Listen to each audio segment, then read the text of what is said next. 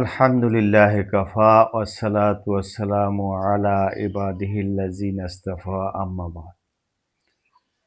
সম্মানিত ফেসবুক বন্ধুরা, আসসালামু আলাইকুম ওয়া রাহমাতুল্লাহি ওয়া বারাকাতুহু।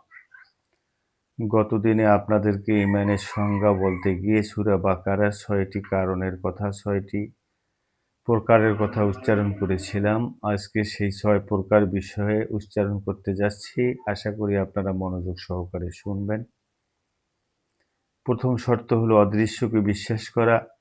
দ্বিতীয় শর্ত হলো নামাজ কায়েম করা।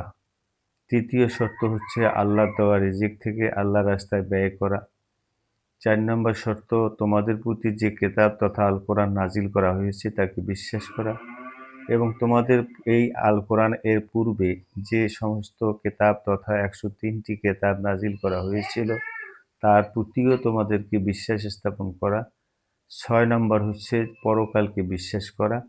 সেই সাথে পরের আয়াতে আল্লাহ রাব্বুল আলামিন বলতে চাচ্ছেন, যারা আমার এই ৬ প্রকার বিশ্বাসের উপর আমল করে সম্পূর্ণ পরিপূর্ণতা লাভ করবে তথা তারাই পরকালে হেদায়েত প্রাপ্ত তথা সফল কাম হবে।